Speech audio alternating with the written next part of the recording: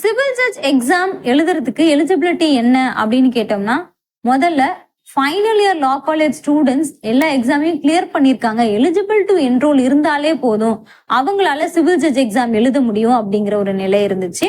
ஆனா இப்ப மே 20ல ஒரு ஜட்மெண்ட் வந்துச்சு. 3 years பிராக்டிஸ் அப்படிங்கிறது கட்டாயம். ஸோ அவங்க மட்டும்தான் சிவில் ஜட்ஜ் எக்ஸாம எழுத முடியும் அப்படின்னு ஒரு கண்டிஷனை கொண்டு வந்தாங்க. ஸோ இந்த 3 years பிராக்டிஸ் ரூலுக்கு எகெயின்ஸ்டா இப்போ ஒரு ரிவ்யூ பெட்டிஷன் ஃபைல் பண்ணிருக்காங்க.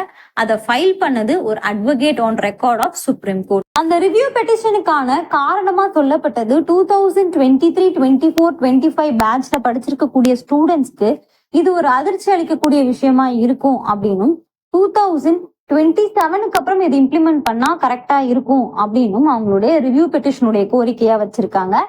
இது இல்லாம அவங்க ஜுடிஷியல் ஆஸ்பிரன்ஸ் ஃப்ரெஷ் லா கிராஜுவேட்ஸா இந்த ஃபீல்டுக்குள்ளார என்டர் ஆகும்போது எந்த அளவுக்கு சர்வைவ் ஆகுறாங்க, எவ்வளவு கேசஸ் கம்ப்ளீட் பண்ணிருக்காங்க, இதனால ஜுடிஷியரிக்கு என்ன விதமான லாஸ் அண்ட் கெயின் என்ன அப்படிங்கிறத தெளிவா இந்த வழக்கை பொறுத்த வரைக்கும் விசாரிக்கப்படல அப்படின்னு சொல்லியிருக்காங்க. ஸோ இந்த ரீசன்ஸ் எல்லாம் வச்சு ரிவ்யூ பெட்டிஷனை இன்னைக்கு ஃபைல் பண்ணியிருக்காங்க. இது என்ன நடக்க போகுது அப்படிங்கிறத பொறுத்திருந்து பார்க்கலாம்.